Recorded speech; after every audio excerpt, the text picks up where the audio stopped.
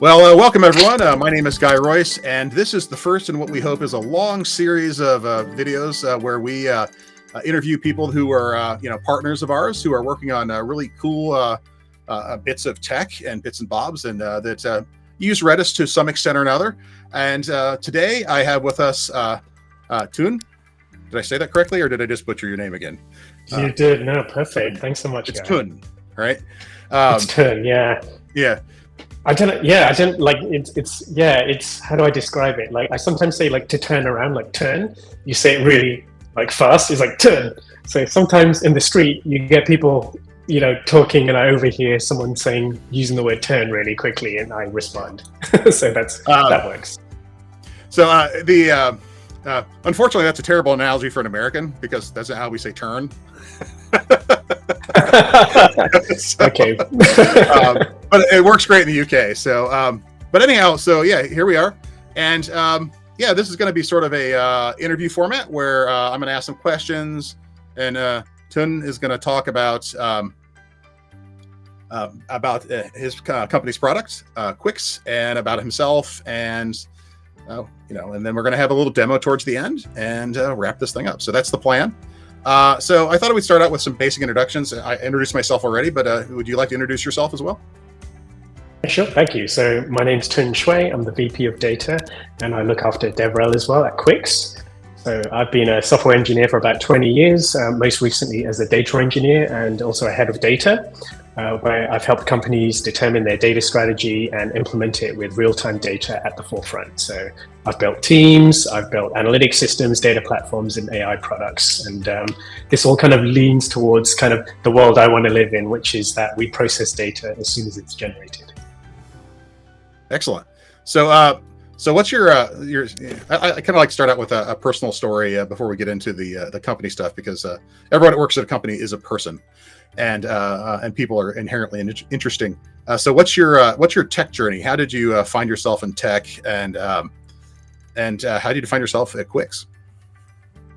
Yeah, good question. I've always had a computer, I think since I was like 6 years old or something, but I kind of it was more like for gaming, as you do when you're a kid. So that's kind of like where tech came from. So we're talking about, so I had an Amstrad CPC 128K, so 128K of RAM, one of those hard floppy disks, and kind of, and we had like basic, so like learning basic programming, things like that. So it kind of started there, but I kind of just ignored computers as a possibility for any sort of vocation. So I come from a family of doctors, so it's like, you will become a doctor, like firstborn, so you'll become a doctor.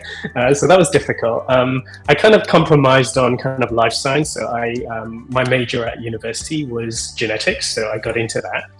And somewhere in that path during the 3 years, this massive project came out called the Human Genome Project. Like, you might remember this. I seem to recall that, yes. Yeah, you want to like get the human genome, cut it up into lots of little pieces, and then use algorithms to sift through it and figure out like what genes encode what proteins, etc., etc. So it's very much a data problem, and the discipline that it became known as was bioinformatics. So it's the intersection of computing with kind of like molecular biology. And so I really got into that because that meant I could use computers again. And, this was kind of like in the kind of mid to late 90s. So like, universities gave you email addresses. That was still a fairly new thing. We had like T1, T3, like really fast cable connections. So when we'd finished our assignments, we'd just hang out in the computer rooms and play like Quake on the network, and so like as you do in the late 90s. I think T1 was wasn't the T1 like 1.5 megabits, and that was like super screaming fast back in the day? Yeah, exactly. It was like university internet, because other than that, you would get ADSL, which was fast, but it was like a consumer broadband. But then you had like T1. So I remember like with those old games, obviously you download them over the internet compressed. Like I think with Doom and those games, it was like called a WUD, I think. Like you download that and then you run an expansion. Right, so and it was just like it just downloaded blazingly fast, and then you unpack it, and it was just like it was such an experience, like very low pings, like very low latency gaming. So that was awesome. So yeah, that was that. And then I really wanted to get into bioinformatics, but it was in its infancy then. And what you had to be as a bioinformaticist is you needed to learn how to code. that was something I didn't know how to do. So what do you normally do? You try to do a master's degree, right? You do a 1-year kind of intensive course to try and address that. I had friends that did computing master's degrees, and I asked each of them, like, do you know how to code? And they were like, nope. So I decided to do it myself. So I kind of did some research. Java was a thing. I think it was like Java 1.3 at the time. I don't even know what version we're on these days, but it was a very early version of Java. I think they're on 21. I did my certificate. Yeah. Oh, yeah. After the it's like the acquisition. 1.21. Right. It shot up, didn't it? So yeah, I got my certification, got my job in industry. My idea was always I would spend a year or 2 years in industry and then go back and do a PhD. That's really what I wanted at the time. But then somewhere along the line, I just never, 20 years later, I didn't go back.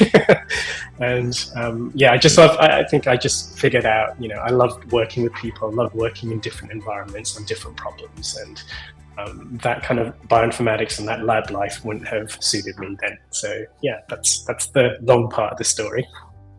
So how'd you find yourself at Quix? What brought you there? Yeah, Quix was an interesting one. So I was introduced to one of the founders, so Mike, who's the CEO. I was introduced to him through a friend and like an ex kind of business partner. So I'd done 2 startups prior to that, and they worked with each other because Mike at the time worked for McLaren F1 Technologies and worked at McLaren Applied Tech. So this is for the American audience, I guess it's the equivalent of NASCAR. That's the easiest way to describe it. It's like Formula One, so they're race cars that go really fast. And he worked over there, and my friend had worked on some sort of data visualization in a company with them. And so we got introduced because he's like, Tun is a data engineer. He's on this trajectory where he's working with lots of data and he has to process it really quickly. And so we got chatting. Like, we first met in like this pub in central London. I should take you to that one. You'll probably really like it. Totally do that. For the audience, just for context, after we record this, the week after we record this, we're going to be both happen to be in London, so we're planning to get together for a drink or 4, and we should totally go to that pub. That would be a fantastic thing. Yeah, we got some good ales. So Mike and I had a drink. We discussed the thing, and at the time Mike hadn't left yet. He was just on the brink of leaving McLaren to start his own company, and he talked to me about Quix, and we were talking about, are you interested in doing that? This was a real kind of moonshot thing at the time. It was like, I didn't think it would be possible to build what he was trying to build, which was essentially like the whole streaming world revolves around the Java ecosystem. He said, we're going to do it for Python. And so it was quite ambitious, and to be able to create like a platform that manages all those components for you, because managing all the different parts of the Kafka and the streaming infrastructure is quite difficult, it's quite challenging. And to do all of that in a neat little bundle, I thought, wow, that's real moonshot stuff. So I was kind of consulting at the time, and I was like, okay, that's a no. So that was the first no. And a couple of years, like a year after that, I was ready to move on to my next challenge, and we had another chat. I think we went to a different pub this time. I can take you to that one as well. And then he said, he kind of said, well, we're kind of build a prototype, all this stuff. I said no again, because I was like, right, I'm going to go and become a head of data somewhere. So go down the strategic kind of head path. And then, third time lucky, 2 years later, we had another chat. They were in a really good place. They've raised Series A. They had some customers. We were on that path. And so it was just the right time at that point. And I was really missing being a hands-on kind of coder, being in IC again, being able to like kind of talk about data, talk about fast data, work with Kafka again. So I was kind of like yearning for that again. So it all kind of just came together at the end there. Well, that's fantastic. So, and it's possible I've been to the pubs in central London that you're talking about. So we won't promote them on the interview here. We have like 5 pubs. So yeah, you might have been to one of them. Yeah. I usually, I very rarely travel outside of central London when I visit the UK, so it's very possible I've been to many of them. So we talked about how you got to Quix, and you've sort of hinted at what it does. You've talked a little bit about what it does, and how it was a bit of a moonshot. So I mean, it looks like the moonshot is looking a lot more promising than it did a few years ago. They've got you, and so you're behind the mission here. But you've got paying customers, you've got some around the funding, and so those are all really great. But there's a question here that really needs to be asked, which is, what is Quix and why do I care? Right, Quix, it's a unique 4 letters, right? So easy to search for, so it's spelled Quix. Quix, it combines 2 things. So it combines Quix Streams with Quix Cloud. So Quix Streams is an open source Python library for building containerized stream processing applications based on Apache Kafka. And then you have Quix Cloud, which is a fully managed serverless streaming engine, which enables you to take those applications and build out data pipelines. So these are going to be real-time data pipelines, kind of event-driven data pipelines.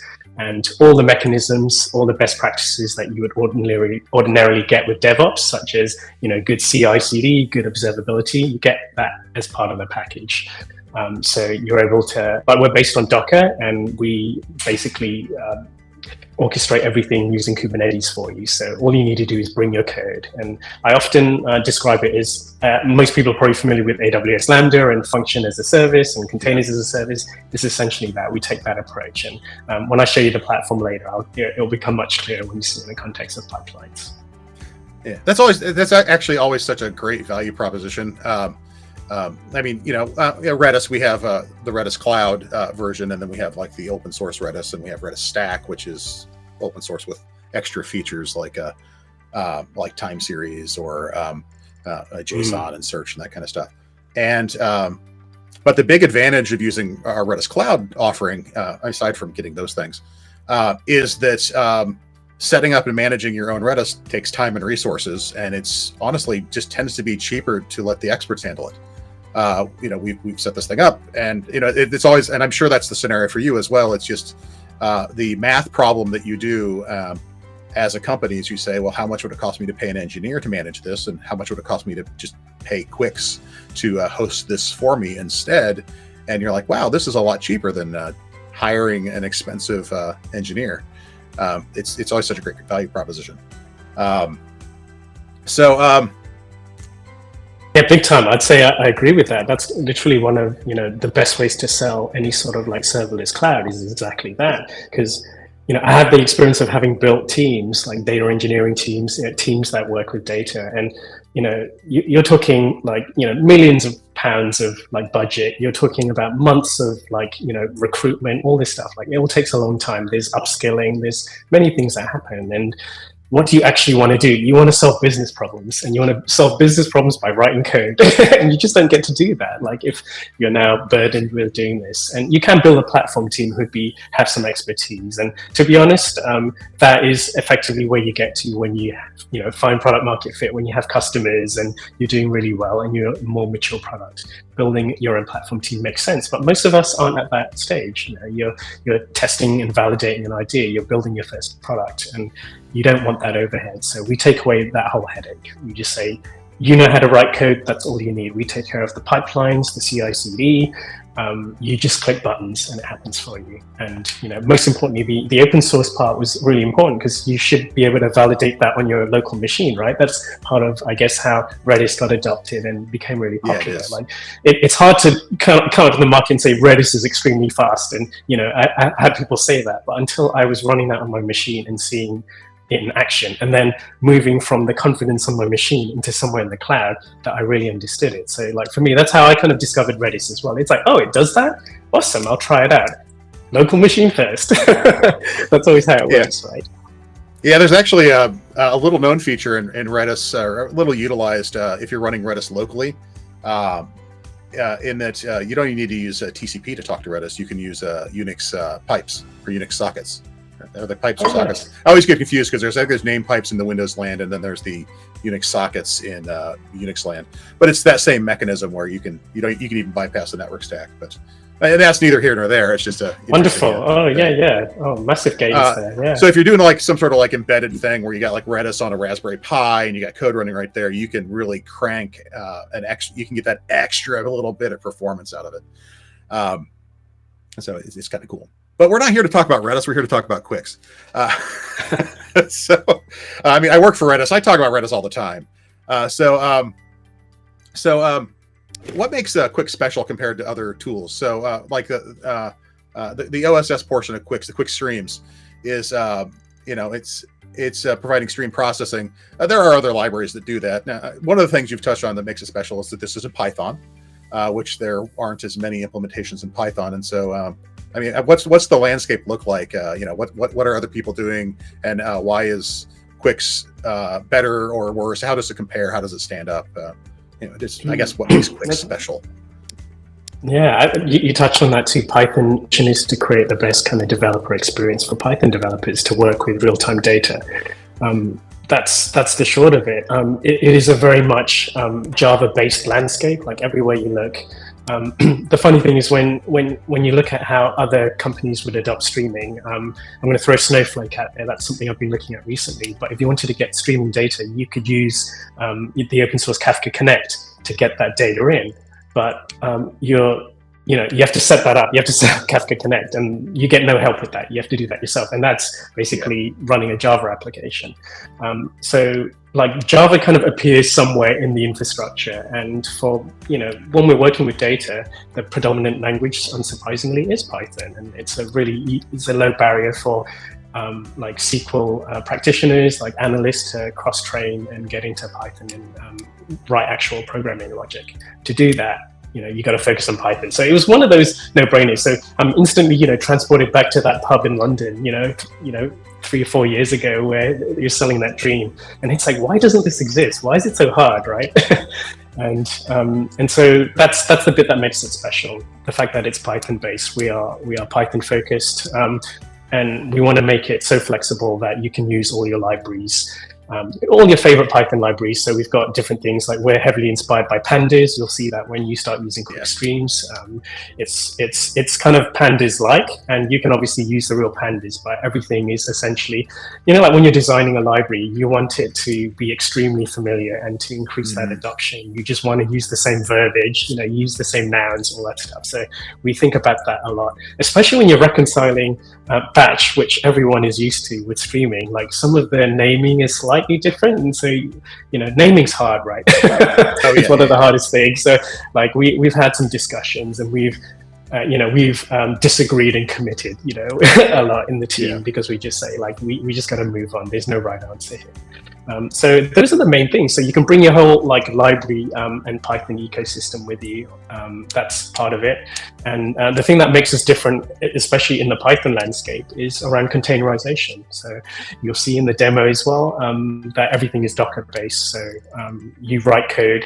You essentially are writing handler logic. So whenever a stream, like you're subscribed to a stream, whenever new data arrives, it invokes this handler, and it's just a nice, easy paradigm to follow. So,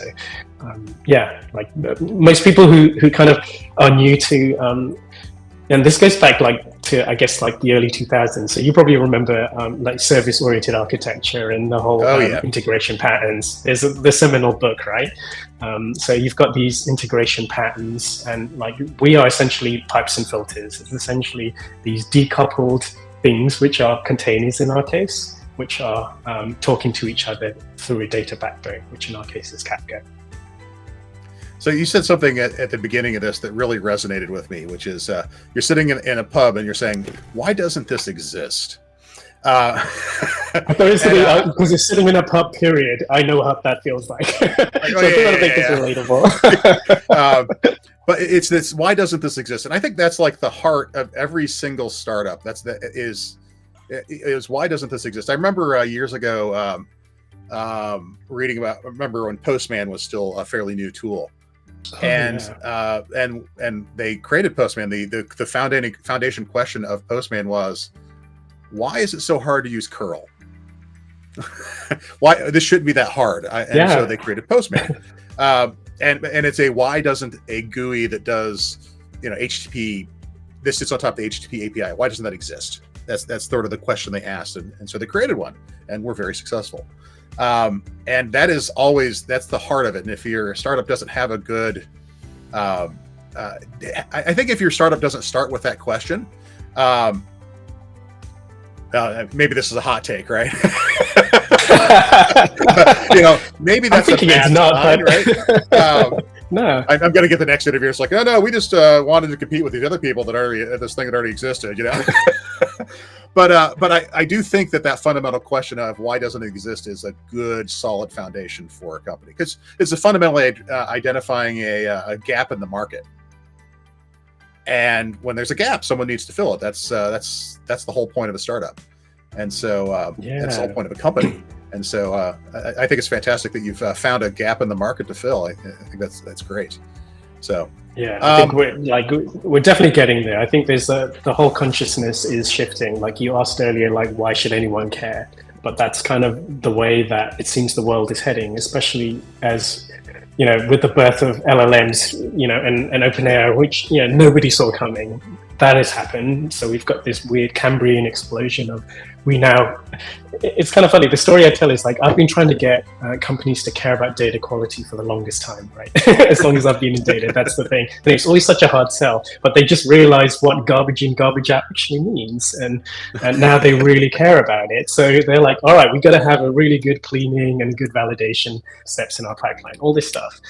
So it's interesting how a lot of this stuff shifts, like in consciousness, and as the need for more data, more clean data emerges, you turn towards real-time data. You look at how can you harness that data, and even with things like the modern data stack, you're essentially outsourcing your data engineering team to another company who's doing the extraction of the data from your SaaS tools and loading it into your data warehouse. So someone's processing that data. Like data is generated in real time. That's not a hot take at all. Like what we're doing right now is in real time. The data is getting generated in real time. The question is, why wait for that value? Like when are you going to process it? So that's the question. And so I think companies are realizing if you do everything in batch, the costs add up. It starts getting more flaky at large volumes. You rely on idempotence. You rely on being able to rerun things until they work. But modern data stack, one of the good things it introduced, and this is really through like dbt, like the data modeling tool, is that you should do things incrementally, and then maybe do a full refresh like once a week or something, just to make sure you don't miss anything. And I like that paradigm, that you should always incrementally process data, not just do it all in one go, because like that's a much harder problem. And I think a lot of companies and teams are waking up to that, which is really cool for us, because we attract a lot of attention from those from the modern data world, like the modern data stack, the analytics engineers. So you said I just want to say that I really appreciate that you said idempotent as opposed to idempotent, because my instinct is always to say idempotent as well, and no one else says it that way. It's probably a Latin word or something. Like you mentioned, you're a Latin nerd when you're younger, right? I took Latin. I was actually, to be honest with you, I'm a terrible student, because I don't. Kids, don't take my advice. Don't listen to me. But I don't like classroom settings at all, because I learned the thing and then I feel like the work around it's just kind of busy work, and so I tend to not do well in school. But I studied Latin, but I didn't do well at Latin. Later in life, I've learned languages. I learned Spanish actually. I can read anyhow, and Latin, and so I suspect it's Latin. The potent part sounds like a Latin word. That would mean it'd be like idempotatus or something like that. I don't know. Right, exactly. I was kind of thinking like that is the inflection I'm thinking of. But I don't think that's I think that's kind of like the whole education system and the whole institution. We can talk about it in a different episode, but I think in fact we'll probably even cut this out of the interview. What I'm hearing is like you're good at studying, just not good at testing. I do actually. I would do well on the test. I just didn't do the homework because I saw it as pointless. But anyhow, let's look at the list of questions we have here. What else do we have here? I feel like we've kind of covered some of the things. I was going to say, what's Quix's origin story? But I feel like we've talked about that with the Formula One racing company. What was the name of it again? McLaren. McLaren. I was going to say Macallan, which I'm like, no, that's the whiskey people. Let's go to the pub. yeah, absolutely, yeah. And so, I mean, if there's more to be said there, then certainly we can share it. But if not, really, I think my next question is probably who's using Quix, and by that I don't mean what customers. Although if you want to share that, that's fine. More of what are developers are using this. What kinds of developers are using this, and what kinds of stuff are they using? Are they building with your tool? Yeah, I'll give you a bit more background on McLaren and kind of like the challenges they had, and that might contextualize kind of the challenges we're seeing in our customers. Because the reason why it was a bit of a moonshot was the teams that worked with the data, the strategists, the analysts, they all kind of work with physics models and ML models. That's how they get their real-time insights. And in the context of racing, again, it was a highly competitive, highly time-sensitive environment. So getting these things really quickly. So the format is always you have race weekends, in consecutive weekends. So you would have a race, you would try and crunch the numbers, get the insights during the race, right after the race, in time to tweak everything, like the cars, the style of driving, all that stuff. It's all really about aerodynamics. So tweak all those things. The tire degradation, all those formulae, you crunch all of that and you prepare the car for the following race weekend. So there's not much time, especially when, as you may know, you got to travel, you might be in Singapore and then you're in Abu Dhabi, that kind of thing. So it's really long distances. So being able to deal with that data that quickly was really important. And also there's this kind of impedance mismatch because everyone's working in different kind of programming languages using different tools. So Python being Python, it's just a good baseline. Anyone can pick that up. If you know Java, it's quite easy to learn Python. Not so easy if you know Python to learn Java. That's pretty much a fact, I would say. So they had this problem of always wrestling with Java somewhere along the line. And even in my previous teams, you would see data scientists creating these data models. They would train the models, and then they would have to pickle it, create a single file kind of archive, and then you throw it over the wall, so to speak, to a platform team, and they'd have to figure out how to deploy it. So that wasn't a really good way. There was, you couldn't automate it. There was that mismatch in language. So that was kind of the thing that we wanted to address, and that's kind of where we've found some traction in teams. We see traction in kind of industries like industrial IoT. So we work a lot with IoT data. I should mention that Quix also maintains an open source repository of connectors. So these are all connectors in Python. We have one for MQTT, which is pretty much the way any IoT device will speak to a central MQTT broker. So we have connectors for those. So industrial IoT finds us quite readily for that reason. They sometimes find us with the connectors through our blogging, etc. And we work with other vendors who work in that space too. And they tend to find us because I think in the early years, that's what Quix blogged about a lot, because a lot of it was around time series data. It was around telematics, telemetry data, all those sensors on those cars. It was about collecting that data and getting real-time predictions. But that has broad applications. So we have there's blockchain data, finance data. We obviously work. We can't say which teams we work with, but we obviously work with F1 teams as well. So in terms of does it scale? Yes, because they're dealing with crazy 4 kilohertz kind of data at all hours of the day, so it has to stand up. But we're seeing lots of very interesting other applications. We're doing real-time predictions using Wi-Fi data from underground stations, for example, and there's some pioneering kind of real-time healthcare products coming out as well. So it's amazing to be able to enable that. So you mentioned there's various connectors. Are there any Redis connectors or any Redis connectors coming? I actually we have some already. Yeah. Yeah. I'll show you. I know I looked, but I don't remember what I saw. Right. I'm a terrible interviewer. We certainly used. Not at all. I mean, we're a new product as well, so it's great to ask those questions and to get the answers. So yeah, definitely would love to work with you on some of these community plugins as well. We had one recently from InfluxDB. Would love to partner up and do that too. But we do have a sync and we have a source and a sync connector for Redis.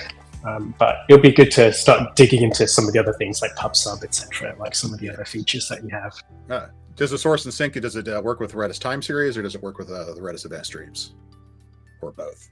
Interesting, because I think for time series, that module, you need to use Redis Cloud, right? Like we've tested it with Redis Cloud and it works locally. So it should be fine. Yeah, like we essentially abstract out the authentication and like getting the client. So like, yeah, as long as the client can talk, like it's fine. Yeah, it should also work with Redis Stack, which has got the same features that Redis Cloud does, but will run in a Docker image on your local machine, so it's very developer friendly. The open source Redis doesn't include those modules, so it doesn't have time series, but it does have the event streams. That's part of core Redis core. I don't know that we have good branding around that. I usually refer to it as open source Redis, Redis Stack, and Redis Cloud. Right. So Stack and Cloud have I had to get up. Yeah, I had to get up to speed to that. I think our connectors specifically say Redis Stack, so I think it's that. So it's the suite of like, but most use it for the core, like the hash, the set, etc. So yeah, it definitely works for those. Yeah. So we've talked a lot about what it is and the kind of things it does and who's using it and everything, but I think we're kind of at the point where we should probably see that it actually does things. You've got a demo, some code, something to show us here. Yeah, definitely. So what I'm going to show you is, I'll show you in the context of what we call, so we built this gallery of templates. So what a Quix template is like a whole pipeline, essentially. It's like a blueprint for a reference architecture. The one that we built that uses Redis is called clickstream analysis. I'm going to click through into that. And you get to this landing page. So there's a little preview of the actual pipeline that is available to us. And I'm going to, just for context, just to explain what it is, I'll switch over and I've got a nice diagram that will just explain what's happening here. So we've got the concept of like, it's like a web shop, so a shop that has products in it. This happens to sell clothes. And what we're going to do is, if you're familiar with Clickstream, as you get visitors to the web shop, they will click around and browse various products, add to basket, etc. Each of those is an event that you would want to track. And so as those events are emitted, we're going to capture those and put them into a data store. In this case, it is Redis. And then we'll be using that to enrich further clickstream. As more visitors come in, we will enrich the visits in which we are transmitting like the product ID. So we'll enrich it with the full product details, the full user's details. So we'll do that first of all. And then with this enriched data, we'll aggregate the data. So in our case, we're going to just perform several different statistics so that we get certain metrics out, which I'll show you in a dashboard. And we're going to build a kind of like, this is going to be a very kind of like naive recommender system. So we're going to detect a certain pattern. So if you browse certain things in a certain order, you'll get an offer flashed up in the web shop. So that's kind of like the basic thing. And to do that, we obviously need to store the state. So down here, we're using Redis Cloud to manage that state. So a log of like the last X number visited. So we can figure out like the pattern from that. And then we've got all the latest aggregations that we're going to store in Redis as well. So these would be the metrics that we're going to show in the dashboard. So that's, hopefully that makes sense. That's kind of like what we're going to do. So from the clickstream analysis, you've got several options. We're going to go straight to seeing it running in Quix. So I'm going to click that and then we'll open in here.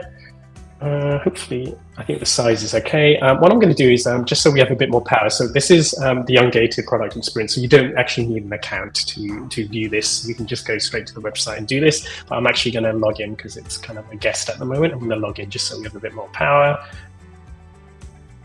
And we can start like editing if we wanted as well. So I'm going to do that.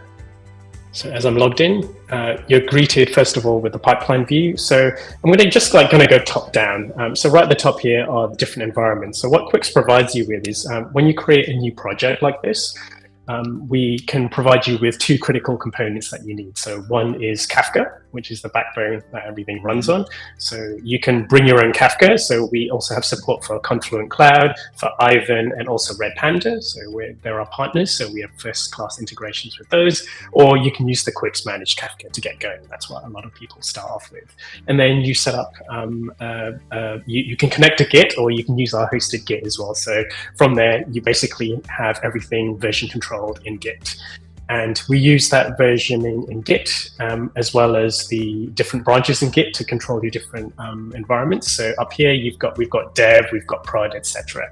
So based on, you have this pointing to a different branch in Git. So everything's kind of managed in that way.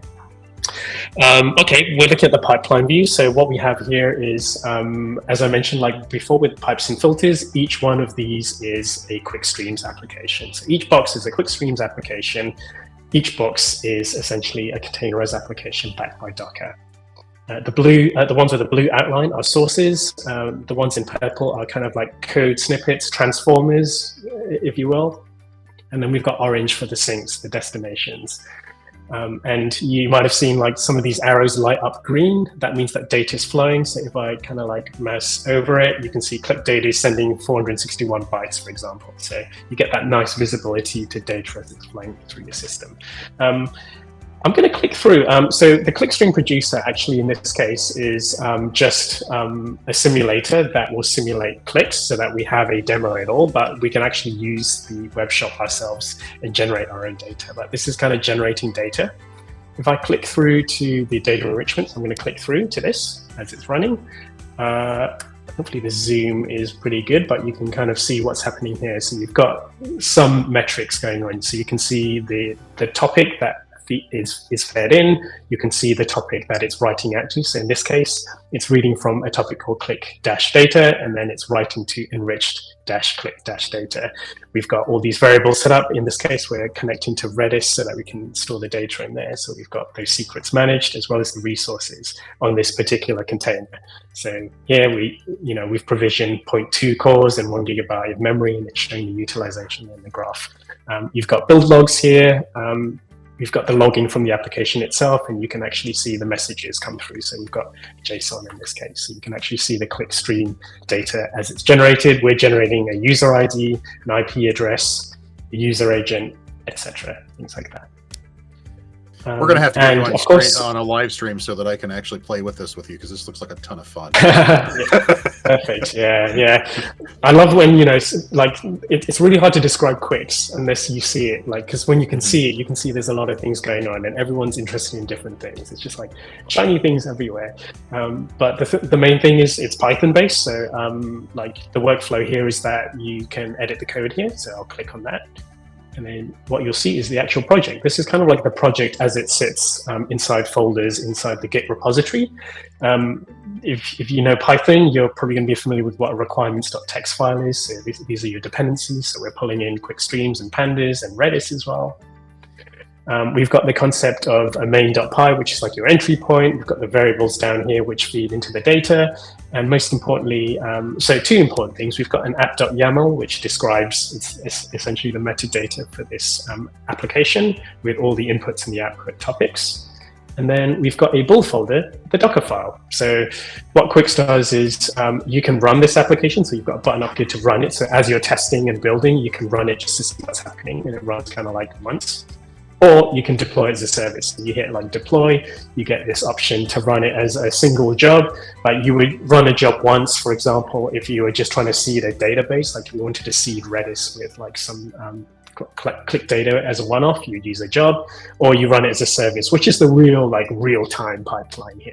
So you've got an application that's just running nonstop, just continuously, and waiting for new data to come in. And we've got nice sliders to change the different resources. So depending on what you need, and with the observability, you're able to see the CPU, the memory utilization. You're able to play around with these values, and you can deploy from there. So what you have is that. Let me just go quickly into the main file. So I'm going to just, actually, let's bump up the font. So I mentioned function as a service before, so it works kind of similarly. So this is a Python file. We're initializing the Quix streaming client, and we've got the Redis client that we're initializing using the variables here that we've set. And I'm going to scroll down because I'm just going to show you how that works. So you've basically set up a topic that you want to consume from here. And you're saying when the stream is received, you're assigning a handler. The handler is this function called readStream, which injects in things like your context as well. And then in this case, we're calling this whole handler, which is basically allowing you to get each new data point, each new record that comes in on that topic, you get as a pandas data frame up here.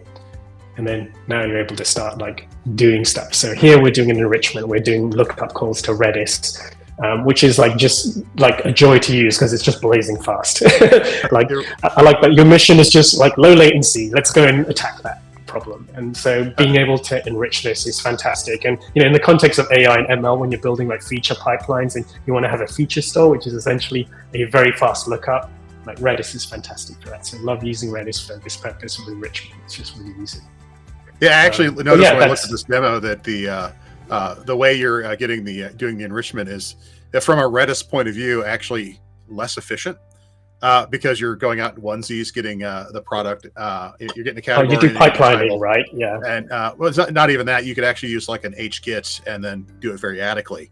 Now, I think that would mess up your code example here and make it a little more confusing. But even in a suboptimal way. Suboptimal kind of almost sounds unfair to say too. It's still blazingly fast.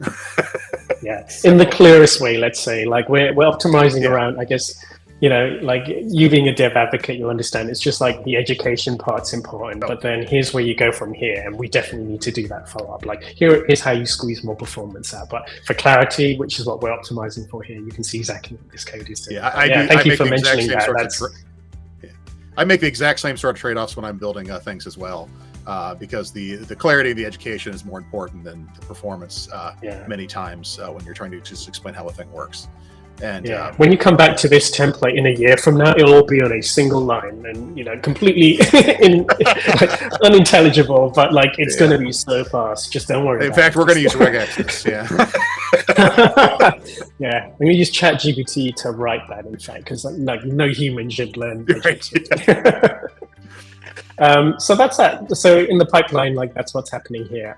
The beauty of the pipeline is you can sync to various data sources. So we're kind of creating a reference architecture here where this data is enriched, and then you've got an analytics team that may want to perform analytics on it and create reports in their BI tools. So you now have a sync for that. We've kind of stopped that for now, but you can do that.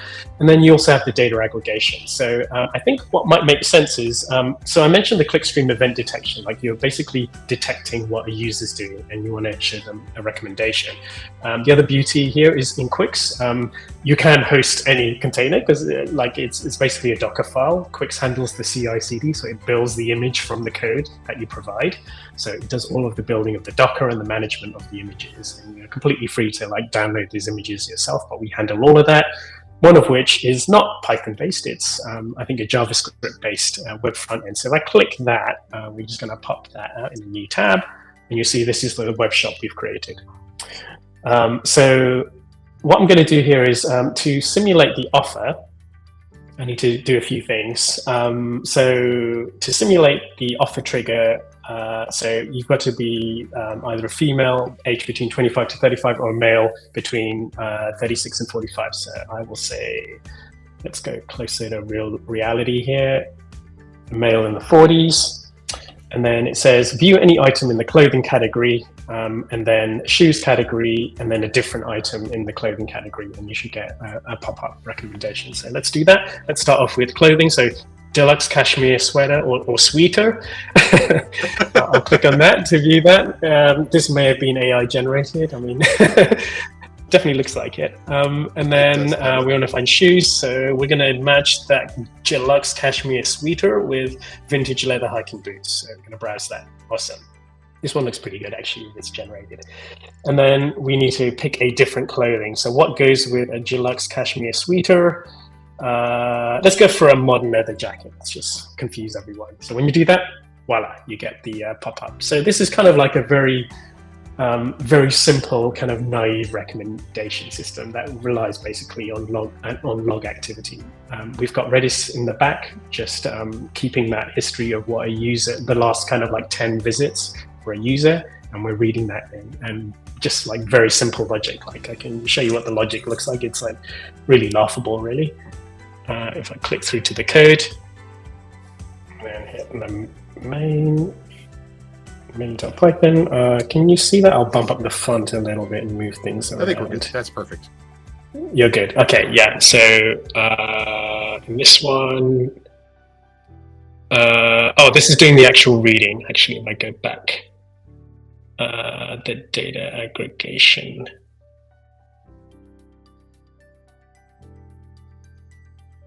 Oh, pardon me. I think I know. It's in a different file. We have modularized this. So if we go back into the code for the event detection, it is in a different file. It's in behavior detector. There we go. So behavior detector. So yeah, we've got transitions. So we're reading in the log from Redis, and we're saying the first criterion, which is like the gender and the age, and then we're going into like whether they visited clothes or shoes in that sequence. And then based on that, we will emit a new event, which goes back into a Kafka topic, which the web front end is listening on, and it will flash that recommendation up. So that's how that works. The other thing we have, I will show you, is I mentioned we're doing data aggregation, and we're generating metrics. So if we go down to, that's this box down here, we have a real-time dashboard that's running. So we've got a Streamlit dashboard that's running. And so alongside what's happening, so when I visited in the web shop, like it generated me a session visitor ID. So I was serious house surfing. So if I go back here, you might see serious house surfing. Some of it. It's actually kind of funny. Before these are serious house surfing. Yeah. Before we started the interview, we were talking about surfing. Yeah. If you hadn't noticed, there's a surfboard behind me, and I'm in a house, and this is a pretty serious discussion. So somehow it figured this out and has assigned me this ID, and you can see this is like the state machine log straight out of Redis. So all of this is coming out from Redis, but this is the log itself, and these are the computed metrics. So now you get top 10 view pages. So very quickly, and with very little code, you're able to generate a really cool like real-time pipeline, and also like host a web application. What?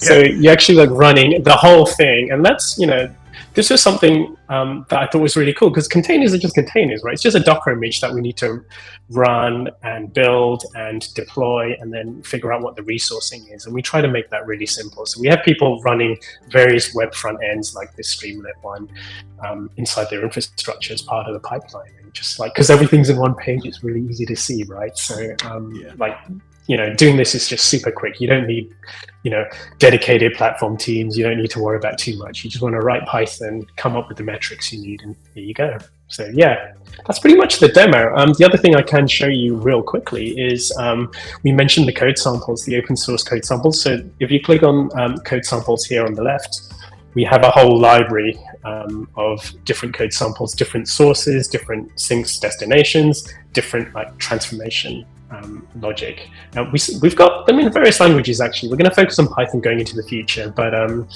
the background of Quix and the team was from a .NET kind of C# background. So originally the Quick Streams library had some C# in there, but we're now pure Python. So there's been like a kind of change in the last year or so. So the focus is very much on the Python experience. Just to prove we have Redis, I'm just going to search for that. Oops. There we go. Redis, boom. And I noticed earlier, because you can filter by section, we actually have a Redis section already as well. So we could put lots of different types, like where we've got time series on here, because that's like McLaren F1 racing. Like there was a lot of telemetry data on time series. So that's kind of like where we started out. But this could be made specialized for the other different data types that you support. So there you have it. Cool. This is like I said in the middle of the demo, I'm like I find myself wanting to play with this. I actually find myself trying to come up with what kind of application I would want to build on stream with you to do this. And one of my go-to solutions is I have this data set of Bigfoot sightings that I like to play with, because it's just intrinsically funny, right? And I'm like, wow, what kind of real-time analytics we need to do on a website that was gathering Bigfoot sightings? Maybe some sort of like so you know how in wildlife they'll capture birds and tag them and track them so they can see where they migrate and study them and help protect them if they're endangered. Maybe there's something wrong along those lines with Bigfoot that we could do. Yeah, that'd be cool. Yeah, and who could say we were wrong? Like, because who's seen Bigfoot? So. You know, what I think's funny about Bigfoot is the name is always capitalized. I think the whole thing like Bigfoot, like it's always shouting. Well, the B it's done like a name, like a proper noun, and I think there's only one Bigfoot. That's his name, and he's just right. So that's my theory. So it's funny. It's the Bigfoot, not a Bigfoot. Yeah, exactly. The Bigfoot. Well, that was fantastic. So I guess we've got a couple little wrap-up questions here that I like to ask at the end of an interview. Is there anything else coming in the future that you would like to hint at? You know, anything cool coming down the pipe? Yeah, so like I mentioned, we're obsessed with that developer experience. So, you know, we're spending a lot of time with developers trying to figure out how to make real-time data processing at least like way more accessible. So we're going to continue building on Quix Streams and Quix Cloud, of course. Some of the things I can hint at coming over the horizon. So we just launched the command line interface for Quix Cloud, so you can get going with that straight away. We just released, or just about to release, Quix Streams version 2. So that introduces a whole raft of new features, one of which is a state store. So now you can start like capturing state, and this means being able to recover from failures because you have like a change log as well. And we're going to cover windows, so stateful operators, stateful window functions such as tumbling window, which we've released. We're going to add all the other different types of windows, the different sliding windows, etc., session windows. Those are forthcoming. So I think those are the most kind of like significant improvements there. One of the things that we do, like you know, having shown you the demo as well, like whenever I do this in person, people always say, "How do I run?" You know, what I see in Quix Cloud, like on my machine. Currently, you can't do that. We offer a BYOC, a bring your own cloud option at the moment to customers, and we have got a few who have opted for that. But what we would like to do kind of at the end of this quarter or going into the next quarter is release a self-hosted community edition. So you actually will be able to have what you see in Quix Cloud running like by yourself, like however you want. So that's the main thing that I think folks are excited about. They've been asking for, I think, probably like 3 years. I've certainly seen it happening in the last year, and so we're really excited to be able to bring that. And so yeah, and after that, you know, the call to action here really is with Quix Streams and this community edition we're about to release being very much a community focused effort. The call to action here is really to join our Slack community. Like I think you're going to have show notes, etc. So we'll drop a link.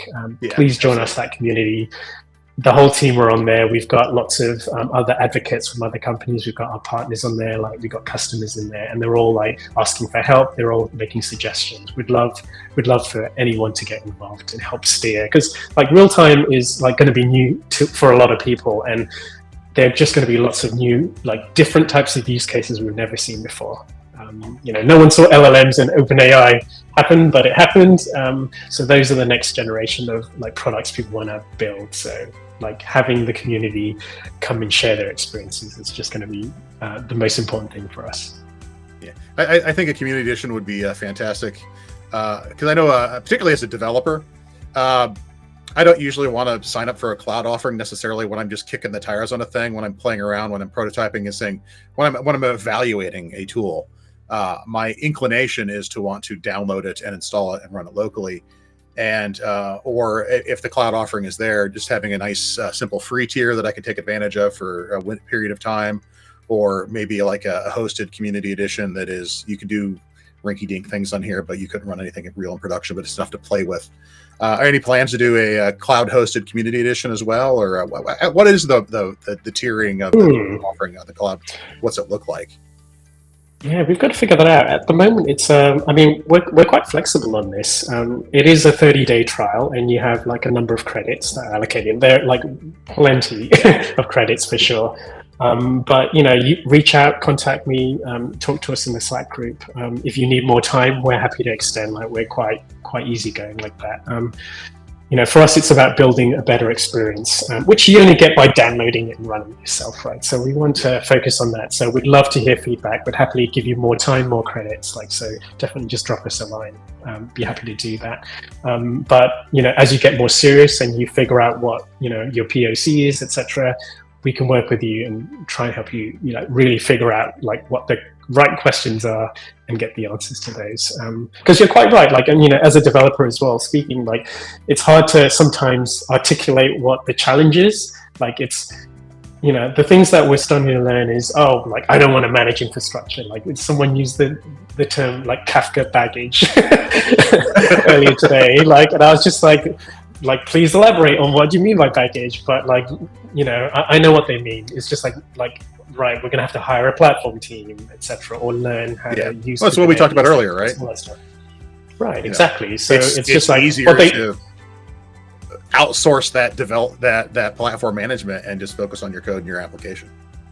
Exactly, and that's really where they're at. They don't know if this is going to be a real business yet, or a startup, or a product. They just want to try this out and see if it will actually work. And I think that's the proof everyone needs. And so we make that really simple. You sign up. You don't need to have a credit card to sign up. You can use the ungated product experience. There's just so many different ways for you to get into the product. So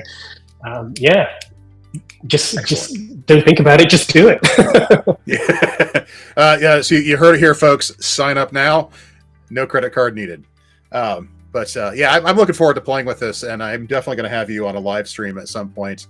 Maybe I will probably be in London again later this year. We might even be able to get away with heading to the Redis office and doing it together in person. That could be a lot of fun as well. So I keep hearing how amazing this office is from your coworkers. So I'm just like, okay, I'm going to need this for myself. It actually is a really nice office. We got a terrace, access to the terrace. You can see St. Paul's. You can see the Tate. It's fantastic. Maybe next week I can give you a quick tour of the office. We should maybe make our plan to hang out at the office and then go to a pub afterwards. Okay, yeah, looking forward to that. So one final question, which is there something that I haven't asked that I should have that you would like to talk about? And it's okay to say really. no. I think we covered. Yeah, I mean, like, it's. I mean, for me, this is real fun, and this is a real privilege for me because I've been using Redis for I think over the last 12 years or so, from when I had my own startups. It was just such an amazing discovery. I remember the first time I discovered Redis and how it could work in the context of real time. Discovering that for myself was an amazing thing, and I would love everyone to go through the same experience as me. So yeah. Well, that's fantastic as well. So, thank you very much, sir. It's been a pleasure having you on the show and hang out with you talking. And I'm very much looking forward to meeting you in person next week. And everybody else, thanks for watching. And any final words? No, not at all. Yeah, it was my pleasure. Thanks so much for having me on, and thanks for taking the time to come watch us today. Thanks a lot, everyone. And we'll see you on the next interview. Bye. Bye.